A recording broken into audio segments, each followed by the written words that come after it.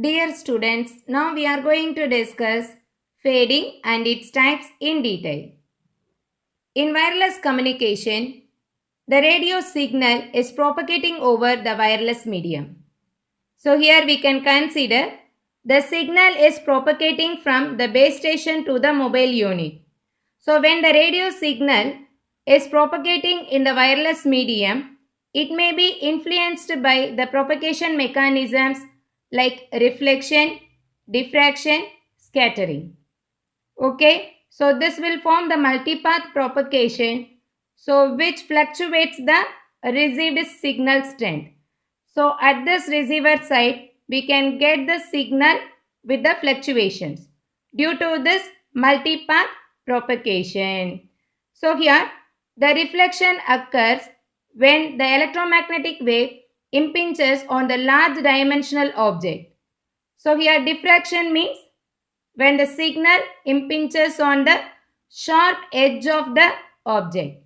Okay. So next scattering. Scattering means when the signal impinges on a small dimensional object like trees and lamppost. Okay. So these all are the propagation mechanisms which will affect the signal strength. Okay. While propagating from the base station to the receiver side in wireless medium. So this is known as fading effect. So here we can simply define fading represents the fluctuations in the received signal strength over time and distance due to multipath propagation. So this one is an unwanted variation. So it can be reduced or avoided by using some mitigation techniques. Okay. So that we will discuss later on. So this fading affects the performance of the wireless communication system. Do you all understand this concept? Next, types of fading. So fading can be broadly classified into two types: large scale fading, small scale fading. So large scale fading means the signal variations occur over a large distance, for example, several hundreds or thousands of meters. Here small scale fading, that means the signal variations occur over short distance like a few centimeters to a few meters. So this large scale fading is further classified into two types: path loss and shadowing. Okay, so it is mainly for large distance. Okay, so here the small scale fading is an important one. It is further classified into two types: multipath spread and Doppler spread. So multipath spread, it depends on the time delay spread. Here Doppler spread depends on the frequency spread. Okay, so here the multipath spread is further classified into two types. One is flat fading, frequency selective fading. So here flat fading means the signal bandwidth is less than the channel bandwidth. So when the signal bandwidth is less than the channel bandwidth and also the time delay spread. Okay, so delay spread is less than the signal time. So here signal time means the input information signal, that is baseband signal. Okay, so whenever these two conditions are satisfied, that is known as flat fading. Frequency selective fading. So in this one, the signal bandwidth is greater than the channel bandwidth, and here the delay spread is also greater than signal period or the symbol period. Okay, so next Doppler spread. So here it is further classified into fast fading and slow fading.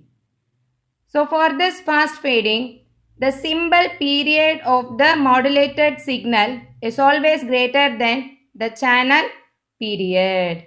So from this we can understand that the channel variation is faster than the signal variation. So that's why the channel time period is less than the symbol period. So here the signal bandwidth, that is the baseband signal bandwidth, is less than the Doppler bandwidth. So here slow fading. Slow fading means the channel variation is slower than the baseband variation. So it is very slower. The changes happen slowly in this channel when compared with this input signal. So here TS is less than TC and BS is greater than the Doppler bandwidth. You all understand this one? Next, the comparison between large scale fading and small scale fading. In large scale fading, the variations occur over large distance, that is from several hundreds or thousands of meters. In small scale fading, the variations occur over short distance, for example a few centimeters to a few meters. Okay, so here two effects are there. One is path loss and shadowing. So here the two effects are multipath effect, another one is Doppler spread. So based on these two we can have fast fading, slow fading, flat fading, frequency selective fading. Okay. So next, in this large scale fading, the long term variation is caused by this mobile unit moving into the shadow of the surrounding object. That is called as shadowing methods. Okay. So but for this small scale fading, the short term variation is caused by the multipath propagation. So small scale fading means it is mainly due to the multipath propagation. That is very important one. So next, the large scale fading affects the entire signal while propagating over a large distance. But for this small scale fading, it affects the individual symbols. Okay. So next here, the time variation is low. But for this short distance, the time variation is rapid. Here the large scale fading reduces the overall received signal power, but this small scale fading causes interference and distortion. So here this large scale fading can be avoided or reduced by using some techniques: power control, antenna placement, repeaters placement, diversity methods. Here we can use equalization methods, diversity, adaptive mechanisms. Okay. Next, the comparison of fast fading and slow fading. So in this fast fading, the channel variation is faster than the baseband signal variation. But for this slow fading, the channel variation is slower than the baseband signal variation. So here it varies quickly with the frequency, but the slow fading, it does not vary quickly with the frequency. Here the fast fading occurs due to high Doppler spread. Here the slow fading occurs due to low Doppler spread. So the next one is, here the symbol period is far greater than the coherence time of the channel period. Simply we can say the symbol period is greater than the channel period, because in this fast fading the channel variation is faster than the signal variation. So it is always far less than the signal time period. But for the slow fading, the channel variation is lower than the signal variation. So here the time period is far less than the channel variation. Okay.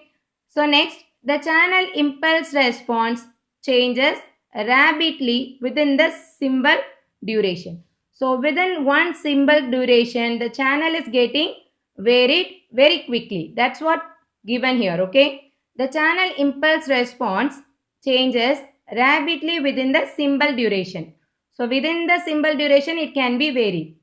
But for this slow fading, the channel impulse response changes at a rate slower than the transmitted symbol. Do you all understand this one? So next, here the signal bandwidth is less than the Doppler bandwidth, because this fast fading occurs due to high Doppler spread. So here Doppler spread is greater. But for the slow fading, here the signal bandwidth is greater than the Doppler bandwidth, because it occurs due to low Doppler spread. So Doppler spread is less than the signal bandwidth. So and finally we can compare these two signals with this comparison diagram. So we can take amplitude versus distance. So in this one, we can get the fast fading because the channel variation is faster than the baseband signal variation. But the slow fading, the channel variation is lower than the signal variation. You'll understand this concept?